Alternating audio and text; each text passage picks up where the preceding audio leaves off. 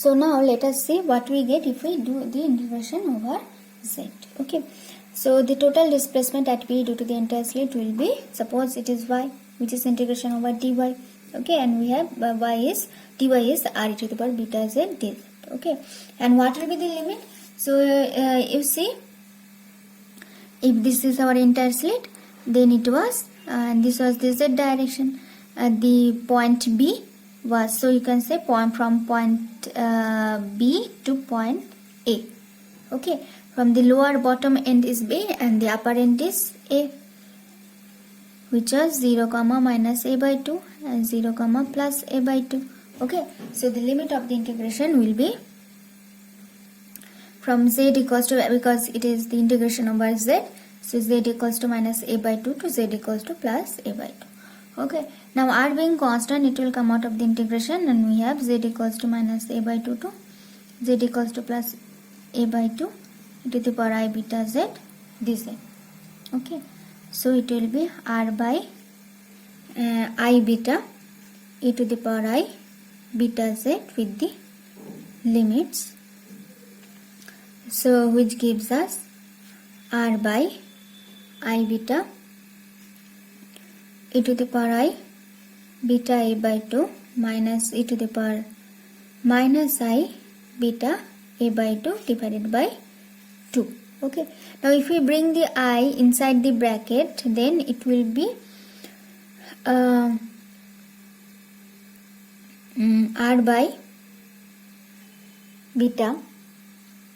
Okay, so over here 2, so if I write 2 over here, then there will be an extra 2 over here. Okay, so 2r by beta e to the power I beta a by 2 minus e to the power minus I beta a by 2 divided by 2i, which is equal to, so it is like e to the power I theta minus e to the power minus I theta divided by 2i. Okay, which is equals to sin theta. So here is basically theta is beta a by 2. Okay, so 2r by beta into sin theta, so theta is beta a by 2. So this is the expression for the displacement at point P due to the entire slit. Okay, now we can further rearrange this term. So how can we rearrange this term? So you see, we have in as coefficient we have 2r by beta. Okay, so we can make, so now let us multiply the numerator by a by 2. Okay, then we have sin beta a by 2. Okay, and the denominator, so as we have multiplied the numerator by a by 2, we have to multiply the denominator also by a by 2. Okay, so we have so this 2 will be cancelled. We have a r sin beta a by 2 by beta a by 2.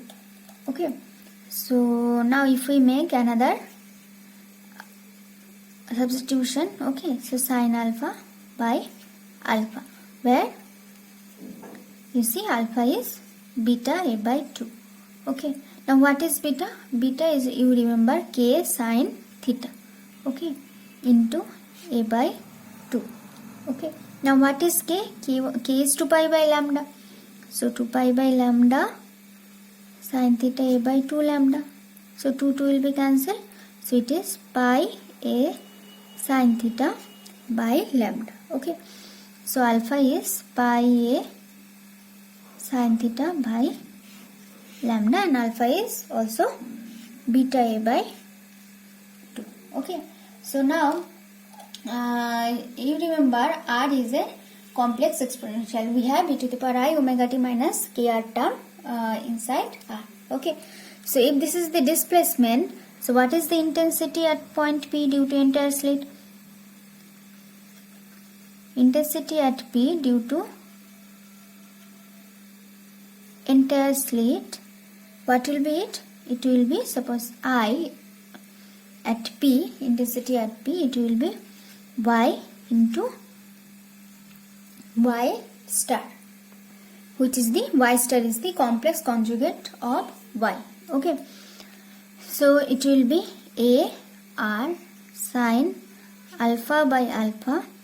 Then A is real term, it will remain as it is. Then we take R star, means R is the complex conjugate. Okay, sine alpha by alpha. Okay, so Y star is complex conjugate of Y, and R star is also complex conjugate of R. Okay, so it gives us IP as A square.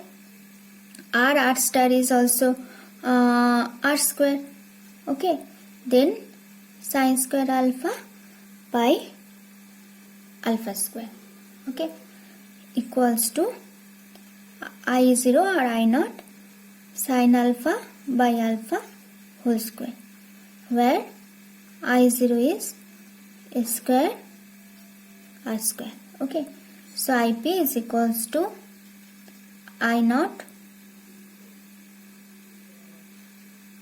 sine alpha by alpha whole square. Okay, so this is the expression for the intensity distribution.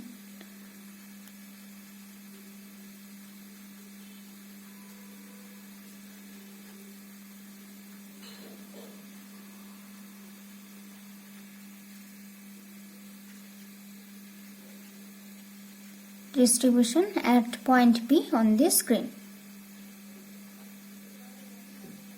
So it is the also general expression. Okay, so as you can see that IP is a function of alpha. Okay, and alpha depends on the angle of diffraction theta. So you see, alpha depends on the angle of diffraction theta.